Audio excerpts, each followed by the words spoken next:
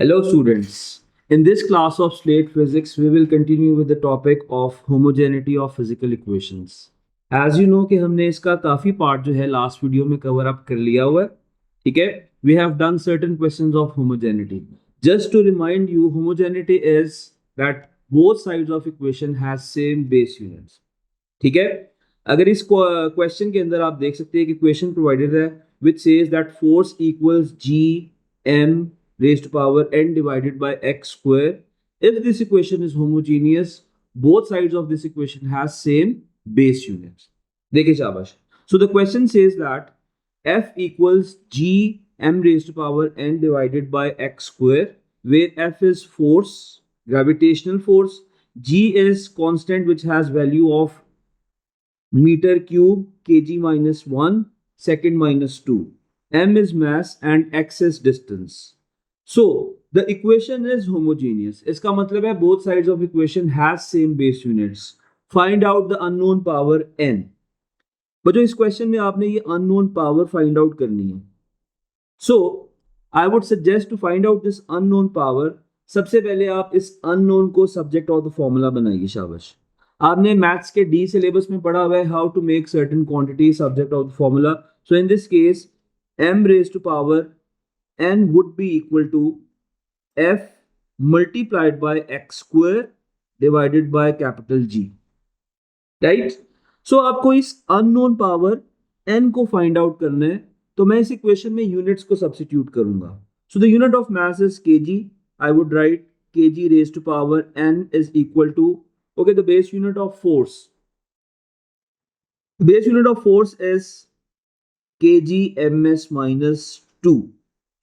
हमने base unit of force previous काफी videos में देखा है. सो x is distance, it would be meter square divided by the base unit of g which is given as meter cube kg minus 1 s minus 2. Okay, at this point we will simplify our expression. So kg raised to power n is equal to kilogram meter cube s minus 2 divided by meter cube kg minus 1 s minus 2. अब हमने इस expression को बच्चों simplify करना है. So metre cube से cancel out हो जाएगा. This is metre cube. s minus two से कैंसिल आउट हो जाएगा. So kilogram raised to power n is equal to kilogram numerator वाला जिसकी पावर 1 है, और डिनोमिनेटर में किलोग्राम की पावर इज -1. तो न्यूमिनेटर में ये पावर आकर +1 हो जाएगी और ऐड हो जाएगी. So kilogram raised to power n is equal to kilogram raised to power 2. At this point you can see कि आपकी बेसिस जो है वो सेम हो गई हैं. दोनों साइड्स पर बेसिस इज kg और हर क्वेश्चन में इसका आंसर सेम आना चाहिए. So when the bases are same, the rule of maths is you can compare the power. So n is equal to 2 by the comparison method. So the value of unknown power is 2. Okay, such question can be appearing in your P1 as well as in paper 2. आपने सारी calculations ध्यान से करनी है और paper 2 में calculations show भी करनी है. Okay, moving on to the next question of homogeneity. You have this question in front of you which says that force is equal to q raised to power n divided by k r square, where f is force, q is charge, r is distance, and k is once again a constant which has this extensive unit. अब k का unit बहुत ज्यादा complex है, इस question को बहुत carefully करेंगे. देखिए शाबाश. once again you need to sort out the base unit. So the base unit of charge is ampere seconds. कैसे आता है ampere seconds? Current is equal to rate of flow of charge. Make charge subject of the formula q equals I T. So current भी एक base quantity है और time भी एक base quantity है. सो आई का यूनिट जो है दैट इज एम्पेयर और टाइम का यूनिट है वो है seconds. That's why the unit is ampere seconds. और फोर्स का बेस यूनिट अभी हमने प्रीवियस क्वेश्चन में किया है, that is kg ms minus 2. Okay, firstly make the quantity with the unknown subject of the formula. So I would write q raised to power n is equal to f k r square. So the unknown here is n. Let's substitute the values of units. सारे के सारे units base units होने चाहिए. ठीक है, आपने charge का unit ampere second substitute किया है, करना है.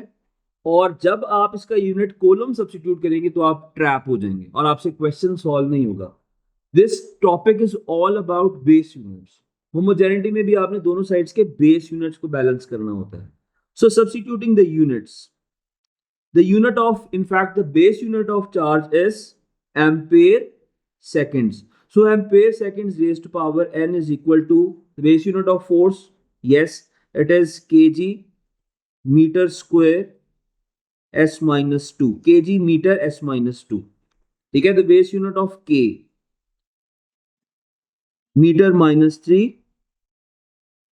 kg minus 1, s raised to power 4, ampere raised to power 2, multiplied by r square, that would be meter square. Now this expression is very comprehensive. देखिए शाबाश. Ampere second raised to power n is further equal to, इस expression में kg एक बारी plus power के साथ appear हो रहा है, प्लस 1 पावर के साथ, और एक बारी माइनस 1 के साथ अपेयर हो रहा है. तो kg प्लस 1 kg माइनस 1 के साथ कैंसल आउट हो जाएगा. देखिए शाबाश. मीटर्स कितनी बार अपेयर हो रहा है? meters, meters, meters. Meter is appearing 3 times. So 3 बारी मीटर अपेयर हो रहा है, इसकी पावर्स को ऐड करें, 1 minus 3 plus 2. ठीक है, ampere, it is ampere square. And what about time? Time 2 bar appear हो रहा है, second S, second minus 2 and second raised to power 4. So this would be simplified to second raised to power minus 2 plus 4.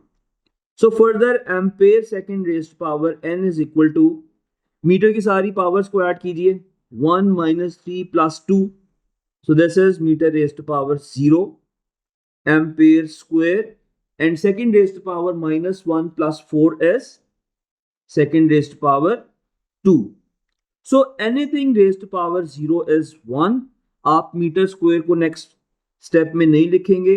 Ampere second raised to power n is equal to, देखिए ampere square second square, अगर common power लिखनी होगी तो आप लिखेंगे ampere second raised to power 2, right, according to the rules of indices. Now you have same basis at both sides, that is as ampere seconds. Yes, so we can compare power. So n is equal to 2. By chance इस वाले question में भी power का answer 2 ही आ रहा है. So बच्चों, this is how you solve the questions of homogeneity, right. Moving on to a next question quickly. So question here is v is equal to k p divided by rho whole under root. So in this question the equation is homogeneous. अगर नहीं लिखा, it means it is homogeneous. You have to find the base unit of unknown k. Okay, v is the value of velocity. जरा सोचे, what is the base unit of velocity? ms minus 1. Okay, what is the base unit of pressure? जल्दी से revise कर लेते हैं. base unit of pressure. Pressure is force per unit area. Force is kg ms minus 2 divided by area is meter square. यहां से आपके पास pressure का बेस यूनिट आ जाएगा kg metre minus 1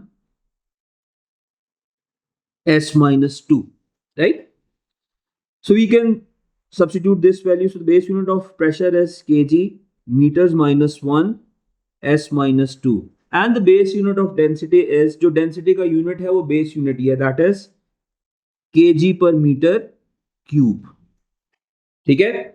Now we are substituting all these values to find out the value of units of k, but for that before you will make the k subject of the formula. So this would be written as, पहले under root से जान छुड़वाने के लिए आप पूरी equation का square कर दें. This would be v square is equal to k p over rho. Now make this k subject of the formula. So k is equal to v square rho divided by p, where v is velocity, rho is density, and P is pressure. Now we just have to substitute the units to find out the base unit of K. The base unit of velocity is meters per second and there is velocity square, तो आप इस unit को भी square करेंगे, शाबाश. Then you have density. Density is kg per meter cube, and the value of pressure, the base unit of pressure is kg meters minus 1 s minus 2. ये भी हमने ये फाइंड आउट किया है इसका यूनिट. अब आपने इस एक्सप्रेशन को सिर्फ सिंप्लीफाई करना है. You would write metre square s minus 2 multiplied by kg meter raised power minus 3 divided by kg meter raised power minus 1 second raised power minus 2. At this point आपने simply इस expression को simplify करना है. सो kg raised power 1 numerator में भी है, kg raised power 1 denominator में भी है, तो kg से कैंसल आउट हो जाएगा. फर्दर देखें शाबाश. Second raised power minus 2 numerator में भी है और डिनोमिनेटर में भी है, तो ये कैंसल आउट हो जाएगा. ठीक है. सो सिंप्लीफाई करें. न्यूमिनेटर में मीटर्स कितने बार अपेयर हो रहा है? 2 बार. meter square and meter raised to power minus 3. So this would be meter raised to power 2 minus 3 divided by meter raised to power minus 1. This can be further written as meter raised to power minus 1 divided by meter raised to power minus 1. तो ये एक दूसरे से cancel out हो जाएंगे and you are getting 1. It means that K is a unitless quantity.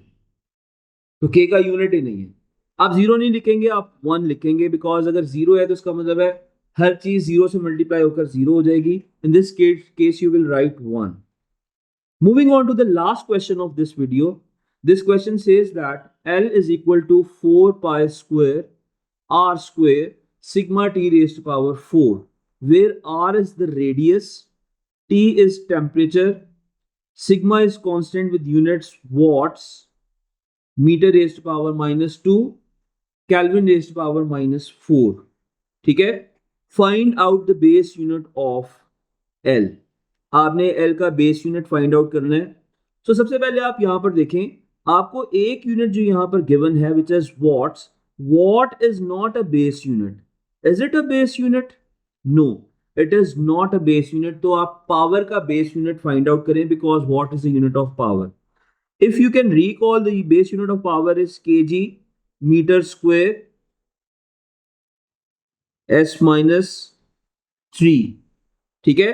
अगर आपने मेरे साथ फाइंड आउट करना है, you can write power is equal to work done per unit time, which can be further written as kg meter square s minus 2 divided by seconds. This can be simplified to kg meter square s power minus 3. So power का जो आपने base unit use करना है that is kg metre square s minus 3. तो जो base unit हम substitute करेंगे उसकी वैल्यू है kg metre square s minus 3 और साथ metre raised to power minus 2 kelvin raised to power minus 4 साथ कंटिन्यू होगा, बिकॉज ये इसकी कंटिन्यूएशन है. Okay. Now we have to find base unit of L, where L is equal to 4 pi square r raised to power 2 sigma t raised to power 4. अच्छा, गौर करें, क्या हर एक physical quantity का unit है? No. 4 pi square is a numerical constant, it is a unitless quantity. So to find out the unit you have to substitute the base units of r, sigma and t. अच्छा बच्चे यहाँ पर एक mistake कर जाते हैं, वो समझते हैं कि t टाइम है, टाइम पीरियड है. It is not a time period, because it is given in the question that t is temperature. And keep in mind the SI unit of temperature is not degree Celsius. Its temperature is, the unit is Kelvins. तो value substitute करें. r square sigma t raised to power 4. So unit would be meter square.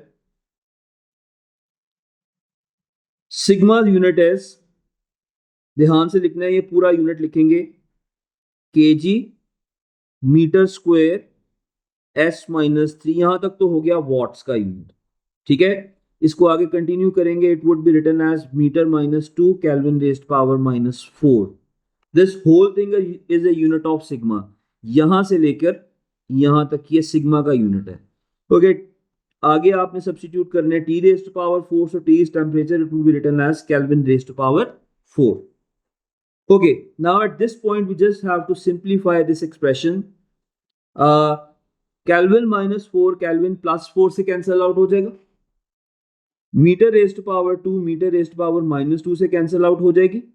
So we are left with kg meter square s minus 3, which is in fact a base unit of power, right? So in this question he was asking to find the value of base unit of L. So the base unit of L is coming out to be kg meter square s minus 3. Okay, in these videos we have thoroughly practiced the homogeneity of physical equations. For that आपकी base strong होनी चाहिए. You must have complete knowledge of SI base units, base quantities, derived quantities and their derived units in terms of base units. ठीक है? With this practice and with the past paper practice, you can get perfect in these videos. For the next videos and next topic, keep following us and thank you.